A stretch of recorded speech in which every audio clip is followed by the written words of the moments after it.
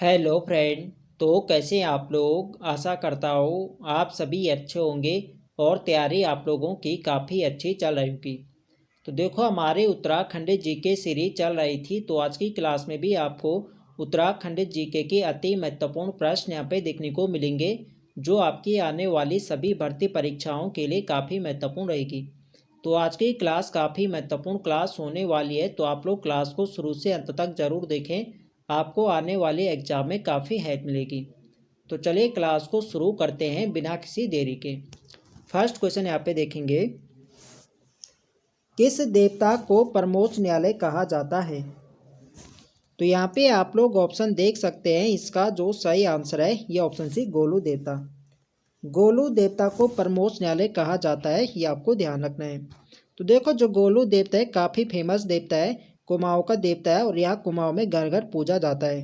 प्रश्न पूछा जाता है कि कुमाऊं में घर घर पूजे जाने वाले देवता कौन है, तो यह गोलू देवता। कुमाऊं में इन्हें न्याय के देवता के रूप में जाना जाता है और इसके अलावा इन्हें घंटियों वाला देवता भी कहा जाता है, ये आपको ध्यान रखना है। अगला प्रश्न यहाँ पे देखेंगे, गढ़वाल में गोरिल देवता को किस नाम से जाना जाता है।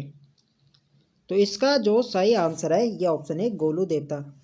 गढ़वाल में गोरिल देवता को गोलू देवता के रूप में जाना जाता है, ऑप्शन ए इसके यहाँ पे सही आंसर है। अगला प्रश्न यहाँ पे देखेंगे, गोलू देवता को किस भगवान के रूप में पूजा जाता है। तो इसका जो सही आंसर है यह ऑप्शन डी शिव भैरव। गोलू देवता को शिव भैरव के रूप में पूजा जाता है, यह आपको ध्यान रखना है, ऑप्शन डी इसके यहाँ पे सही आंसर है। अगला प्रश्न यहाँ पे देखेंगे, गोलू देवता के पिताजी का नाम क्या था। तो गोलू देवता के पिताजी का जो नाम था ये था झालू राय, ऑप्शन ए इसके यहाँ पे सही आंसर है। तो यह एक प्रीवियस ईयर प्रश्न है, एग्जाम में पूछा गया था, सेम यही प्रश्न पूछा गया था कि गोलू देवता के पिता का नाम क्या था, तो इनके पिता का नाम झालू राय था, ये आपको ध्यान रखना है। अगला प्रश्न यहाँ पे देखेंगे, कौन सा गुफा मंदिर कश्यप पहाड़ी पर अल्मोड़ा जनपद में स्थित है। तो इसका जो सही आंसर है ये ऑप्शन बी कसार देवी। जो कसार देवी मंदिर है ये कश्यप पहाड़ी पर अल्मोड़ा जनपद में स्थित है, ये आपको ध्यान रखना है। डायरेक्ट प्रश्न पूछा जाता है कि कसार देवी मंदिर कहाँ है, तो आपके अल्मोड़ा जनपद में और किस पहाड़ी पर है, तो यह कश्यप पहाड़ी पर। तो सभी प्रश्न यहाँ पे प्रीवियस ईयर प्रश्न है जो किसी न किसी एग्जाम में पूछे जा चुके हैं। तो आज की क्लास काफ़ी महत्वपूर्ण क्लास यहाँ पर रहेगी, आप लोग क्लास को शुरू से अंत तक जरूर देखें, आपको आने वाले एग्जाम में काफ़ी हेल्प मिलेगी। अगला प्रश्न है हमारा, स्वामी विवेकानंद जी किस वर्ष कसार देवी मंदिर में आए थे। तो इसका जो सही आंसर है यह ऑप्शन है 1890। 1890 में स्वामी विवेकानंद जी कसार देवी अल्मोड़ा यहाँ पे आए थे और यहाँ पे इन्होंने कसार देवी जो मंदिर है यहाँ पे स्वामी विवेकानंद ने तपस्या करी थी, ये आपको ध्यान रखना है। पूछा जाता है कि स्वामी विवेकानंद ने तपस्या कहाँ पर करी थी, तो ये करी थी कसार देवी मंदिर में, ये आपको ध्यान रखना है। अगला प्रश्न यहाँ पे देखेंगे, माँ कात्यायनी की पूजा निम्न में से किस मंदिर में की जाती है। तो माँ कात्यायनी की जो पूजा की जाती है कसार देवी मंदिर में ही, ऑप्शन बी इसके यहाँ पे सही आंसर है। अगला प्रश्न यहाँ पे देखेंगे, कसार देवी की गुफाओं से कितने नर्तकों का चित्रण प्राप्त हुआ है। तो कसार देवी की गुफाओं से यहाँ से नर्तकों के चित्रण यहाँ से प्राप्त हुए थे, यहाँ से 14 नर्तकों के चित्रण यहाँ से प्राप्त हुए थे, यह आपको ध्यान रखना है, ऑप्शन डी इसके यहाँ पे सही आंसर है। अगला प्रश्न यहाँ पे देखेंगे, कसार देवी गुफा में किस महापुरुष द्वारा तपस्या की गई। तो अभी मैंने आपको बताया था जो स्वामी विवेकानंद है इन्होंने कसार देवी मंदिर में ही यहाँ पे तपस्या करी थी और कब यहाँ पे आए थे 1890 में, ये आपको ध्यान रखना है। तो ये इसका सही आंसर जाएगा ऑप्शन ए के साथ स्वामी विवेकानंद। स्वामी विवेकानंद ने कसार देवी गुफा में तपस्या करी थी, ये आपको ध्यान रखना है। अगला प्रश्न है हमारा, चंद वंश की इष्ट देवी मानी जाती है। तो इसका जो सही आंसर है ये ऑप्शन बी नंदा देवी। चंद वंश की इष्ट देवी मानी जाती है नंदा देवी, ऑप्शन बी इसके यहाँ पे सही आंसर है। अगला प्रश्न यहाँ पे देखेंगे, नंदा देवी मंदिर किस जनपद में स्थित है। तो इसका जो सही आंसर है ये ऑप्शन सी अल्मोड़ा। अल्मोड़ा में नंदा देवी का मंदिर काफ़ी फेमस मंदिर है नंदा देवी का, जो कि अल्मोड़ा में है। अगला प्रश्न यहाँ पे देखेंगे, किस मेले के अवसर पर 8 गीत गाए जाते हैं? तो ये गाए जाते हैं नंदा देवी मेले। नंदा देवी मेला जो अल्मोड़ा में लगते हैं, यहाँ पे 8 गीत यहाँ पे गाए जाते हैं, ये आपको ध्यान रखना है। भाद्र अष्टमी को यहाँ पे मेला लगता है, ये आपको ध्यान रखना है। अगला प्रश्न यहाँ पे देखेंगे, निम्न में से सही कथन का चयन करें। तो यहाँ पे आप लोग ऑप्शन देख सकते हैं, नंदा देवी गढ़वाल नरेश दक्ष प्रजापति की पुत्री थी। तो बिल्कुल सही है, जो नंदा देवी थी गढ़वाल नरेश दक्ष प्रजापति की पुत्री थी, बिल्कुल सही कथन है। बाज बहादुर चंद ने नंदा देवी की प्रतिमा को गढ़वाल से अल्मोड़ा लाया। तो बिल्कुल सही है, जो नंदा देवी की प्रतिमा को गढ़वाल से अल्मोड़ा ले गया था, तो ये ले गया था बाज बहादुर चंद, बिल्कुल सही कथन है। मल्ला महल में रखी प्रतिमाओं को कमिश्नर ट्रेल ने पर्वतेश्वर मंदिर में रखवाया था। तो ये कथन भी बिल्कुल सही है। तो इसका जो सही आंसर जाएगा ये जाएगा डी के साथ, उपयुक्त सभी कथन यहाँ पे सही है। अगला प्रश्न यहाँ पे देखेंगे, पाताल भुवनेश्वर गुफा किस जिले में है? तो यहाँ पे आप लोग ऑप्शन देख सकते हैं, इसका जो सही आंसर है यह ऑप्शन ए पिथौरागढ़। पाताल भुवनेश्वर गुफा पिथौरागढ़ जनपद में, ऑप्शन ए इसके यहाँ पे सही आंसर है। तो देखो ये किससे कंफ्यूजिंग क्वेश्चन बनता है कि पाताल रुद्रेश्वर गुफा कहाँ है? तो पाताल जो रुद्रेश्वर गुफा है आपके चंपावत में, और पाताल भुवनेश्वर आपके पिथौरागढ़ में, ये आपको ध्यान रखना है, इम्पोर्टेंट है परीक्षा की दृष्टि से। अगला प्रश्न है हमारा, किस गुफा में 33 करोड़ देवी देवताओं का वास स्थल माना जाता है? तो इसका जो सही आंसर है ये ऑप्शन सी पाताल भुवनेश्वर। जो पाताल भुवनेश्वर गुफा है पिथौरागढ़ में, कहा जाता है कि यहाँ पे 33 करोड़ देवी देवताओं का वास स्थल है, ये आपको ध्यान रखना है। अगला प्रश्न यहाँ पे देखेंगे, तो देखो फ्रेंड्स वीडियो पसंद आ रही तो फ्रेंड्स वीडियो को लाइक करें, शेयर करें, और जो लोग चैनल पर नए हैं चैनल को सब्सक्राइब करें। निम्न कथनों को पढ़कर असत्य कथन का चयन करें। तो यहाँ पे देख सकते हैं, पाताल भुवनेश्वर गुफा में 4 शिलाएं 4 युगों के प्रतीक हैं। तो बिल्कुल सही कथन है, जो पाताल भुवनेश्वर गुफा है यहाँ पे 4 शिलाएं जिन्हें 4 युगों का प्रतीक माना जाता है, बिल्कुल सही कथन है। पाताल भुवनेश्वर में पाताल गंगा नदी है, तो बिल्कुल सही कथन है। पाताल भुवनेश्वर गुफा में शेष नाग व मोक्ष द्वार मुख्य हैं, तो ये कथन भी यहाँ पे बिल्कुल सही है। पाताल भुवनेश्वर गुफा चंपावत में स्थित है, तो ये वाला कथन यहाँ पे गलत हो जाएगा। जो पाताल भुवनेश्वर गुफा है ये चंपावत में नहीं बल्कि कहाँ है, पिथौरागढ़ में है। तो डी वाला कथन यहाँ पे असत्य दे रखा है, तो डी वाला इसके यहाँ पे राइट आंसर हो जाएगा। अगला प्रश्न यहाँ पे देखेंगे, हाट कालिका मंदिर किस जनपद में स्थित है? तो हाट कालिका जो मंदिर है ये आपके गंगोली हाट पिथौरागढ़ में, इसका सही आंसर है ऑप्शन सी इसके यहाँ पे राइट आंसर है। अगला प्रश्न यहाँ पे देखेंगे, कौन सी देवी जवानों की रक्षक देवी मानी जाती है? तो इसका जो सही आंसर है ये ऑप्शन है हाट कालिका देवी। जो हाट कालिका देवी है इसे जवानों की रक्षक देवी माना जाता है, ये आपको ध्यान रखना है। अगला प्रश्न यहाँ पे देखेंगे, जानवी नौला कहाँ स्थित है? तो जानवी नौला ये आपके कहाँ है? तो ये भी आपके गंगोली हाट पिथौरागढ़ में, ऑप्शन बी इसके यहाँ पे सही आंसर है। अगला प्रश्न यहाँ पे देखेंगे, गोमती एवं गरुड़ गंगा के संगम पर बैजनाथ मंदिर समूह स्थित है। तो बैजनाथ मंदिर समूह बताने के आपके किस जनपद में? तो बैजनाथ मंदिर आपके गरुड़ और गोमती गंगा के संगम पर है। डायरेक्ट प्रश्न पूछा जाए कि बैजनाथ मंदिर किन नदियों के संगम पर है, तो एक गरुड़ और गोमती नदियों के संगम पर है। फिर आपके किस जनपद में? तो आपके बागेश्वर जनपद में, ऑप्शन बी इसके यहाँ पे सही आंसर है। अगला प्रश्न यहाँ पे देखेंगे, किस स्थान पर रक्षाबंधन के अवसर पर आषाढ़ी कौथिग मेले का आयोजन किया जाता है? तो इसका जो सही आंसर है ये ऑप्शन है देवीधुरा चंपावत। चंपावत के देवीधुरा में आषाढ़ी कौथिग मेले का आयोजन किया जाता है, ये आपको ध्यान रखना है। और जो आषाढ़ी कौथिग मेला है इसे बग्वाल मेले के नाम से जाना जाता है, ये आपको ध्यान रखना है। अगला प्रश्न यहाँ पे देखेंगे, निम्न में से किस मेले को बग्वाल मेला कहा जाता है? जो आपके यहाँ पे देवी धुरा मेला लगता है, इसी को यहाँ पे बग्वाल मेला कहा जाता है, ये आपको ध्यान रखना है। अगला प्रश्न यहाँ पे देखेंगे,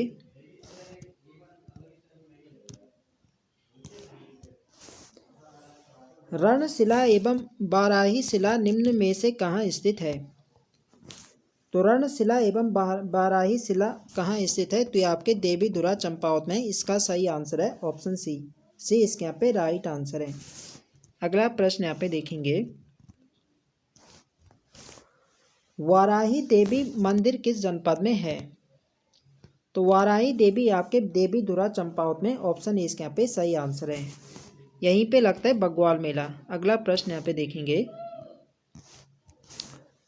लदिया एवं राठिया नदी के संगम पर स्थित है।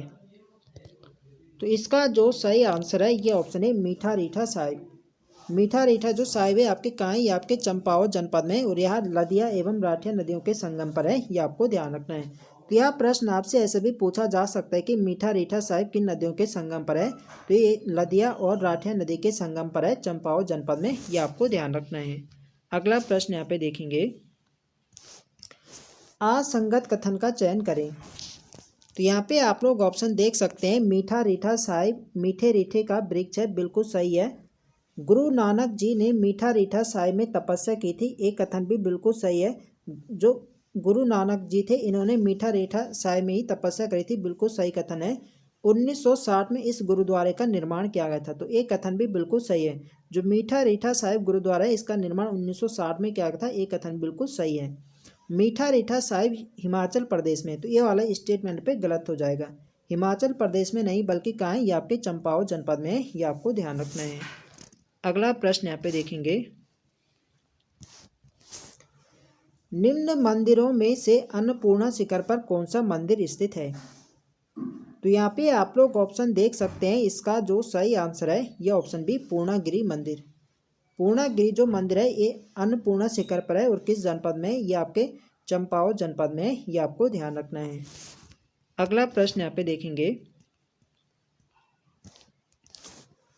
निम्न दिए गए कथनों में से सही कथन का चयन करें। तो यहाँ पे आप लोग ऑप्शन देख सकते हैं, पूर्णागिरि मंदिर चंपावत में, बिल्कुल सही कथन। जो पूर्णागिरि मंदिर है चंपावत जनपद में। पूर्णागिरि मंदिर में माँ सती के नाभि का अंग गिरा था। तो जो पूर्णागिरि मंदिर है यहाँ पे कहा जाता है कि यहाँ पे माँ सती के यहाँ पे नाभि अंग गिरा था, इसीलिए यहाँ पे पूर्णागिरि यहाँ पे मंदिर की यहाँ पे स्थापना की गई थी। तो ये वाला कथन भी यहाँ पे बिल्कुल सही है। तो इसका जो सही आंसर जाएगा ये जाएगा सी के साथ, ये अभी दोनों कथन यहाँ पे सही हैं। अगला प्रश्न यहाँ पे देखेंगे, चंद राजाओं ने जगन्नाथ मिस्त्री से कौन सा मंदिर बनवाया था? तो इसका जो सही आंसर है ये ऑप्शन बी बालेश्वर मंदिर। बालेश्वर मंदिर का निर्माण चंद राजाओं ने जगन्नाथ मिस्त्री से करवाया था, और बाद में इन्होंने इनके जगन्नाथ मिस्त्री के यहाँ पे हाथ कटवा दिए थे ताकि ऐसा मंदिर दोबारा यहाँ पे ना बनवा सके।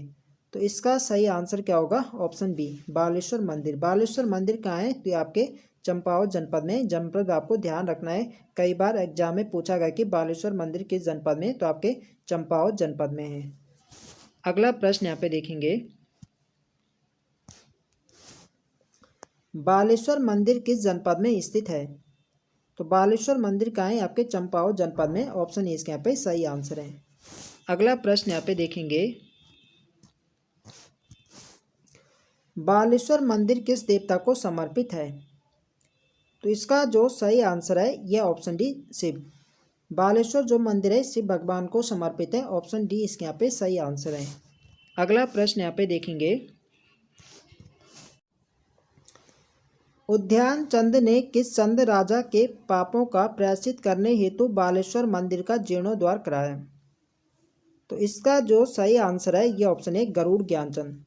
गरुड़ ज्ञानचंद के पापों का प्रायश्चित करने हेतु बालेश्वर मंदिर का जीर्णोद्धार कराया था उद्यान चंद ने, ये आपको ध्यान रखना है। तो देखो होता क्या है, जब गरुड़ ज्ञानचंद ने यहाँ पे जो बालेश्वर मंदिर था चंपावत में, इसका निर्माण कराया था जगन्नाथ मिस्त्री से। तो इसने क्या किया था, इसने जगन्नाथ मिस्त्री के यहाँ पे हाथ कटवा दिए थे ताकि ऐसा मंदिर ये दोबारा ना बना सके। लेकिन जो जगन्नाथ मिस्त्री थे इन्होंने अपनी बेटी कस्तूरी की मदद से यहाँ पे एक हथियार नौला का निर्माण कराया था इनके घमंड को तोड़ने के लिए। ये भी आप लोग ध्यान रख सकते हैं। तो किसके प्रायश्चित के करने के लिए यहाँ पे बालेश्वर मंदिर का जीर्णोद्धार कराया था उद्यान चंद ने? तो ये कराया था गरुड़ ज्ञान चंद का। ये आपको ध्यान रखना है। अगला प्रश्न यहाँ पे देखेंगे,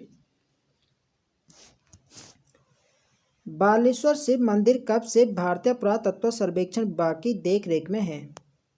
तो जो बालेश्वर शिव मंदिर है ये भारतीय पुरातत्व सर्वेक्षण की विभाग के देख रेख में है और ये है 1952 से। ऑप्शन बी इसके यहाँ पे सही आंसर है। अगला प्रश्न यहाँ पे देखेंगे,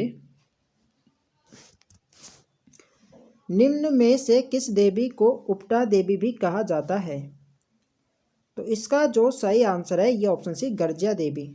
गर्जिया देवी को उपटा देवी भी कहा जाता है, ये आपको ध्यान रखना है। कहाँ है गर्जिया देवी मंदिर? तो आपके नैनीताल जनपद में, ये आपको ध्यान रखना है। अगला प्रश्न यहाँ पे देखेंगे, किस मंदिर के निकट सीतावनी एवं महर्षि वाल्मीकि आश्रम के भग्नावशेष स्थित हैं? तो इसका जो सही आंसर है ये ऑप्शन बी गर्जिया देवी। गर्जिया देवी मंदिर के निकट सीतावनी एवं महर्षि वाल्मीकि आश्रम के भग्नावशेष स्थित हैं, ये आपको ध्यान रखना है। अगला प्रश्न यहाँ पे देखेंगे, गर्जिया देवी मंदिर किस नदी के मध्य स्थित है? तो गर्जिया देवी मंदिर आपके नैनीताल जनपद में कोसी नदी के मध्य स्थित है। ऑप्शन बी इसके यहाँ पे सही आंसर है। अगला प्रश्न यहाँ पे देखेंगे, नीम करौली बाबा का कैंची धाम आश्रम किस जिले में है? तो नीम करौली बाबा का जो कैंची धाम आश्रम है ये भी आपके नैनीताल जनपद में। ऑप्शन ए इसके यहाँ पे सही आंसर है। अगला प्रश्न यहाँ पे देखेंगे, निम्न में से कैंची धाम मंदिर किस देवता को समर्पित है? तो कैंची धाम जो मंदिर है ये आपके हनुमान जी को समर्पित है। ऑप्शन सी इसके यहाँ पे सही आंसर है। अगला प्रश्न यहाँ पे देखेंगे, नीम करौली बाबा का वास्तविक नाम क्या है? तो यह प्रश्न में एग्जाम में पूछा गया था कि नीम करौली बाबा का वास्तविक नाम क्या था? तो इनका जो वास्तविक नाम था ये था लक्ष्मी नारायण शर्मा। ऑप्शन बी इसके यहाँ पे सही आंसर है। अगला प्रश्न यहाँ पे देखेंगे, किस वर्ष बाबा नीम करौली कैंची धाम नैनीताल में आए थे? तो नीम करौली बाबा कैंची धाम कब आए थे? तो ये आए थे वर्ष 1962 में। ऑप्शन ए यहाँ पे सही आंसर है। अगला प्रश्न यहाँ पे देखेंगे, तो आज के लिए यहाँ पे इतने ही प्रश्न हैं। तो आई होप आप सभी को वीडियो पसंद आए तो फ्रेंड्स वीडियो को लाइक करें, शेयर करें और जो लोग चैनल पर नए हैं चैनल को सब्सक्राइब करें। मिलते हैं नेक्स्ट वीडियो में, तब तक के लिए जय हिंद दोस्तों।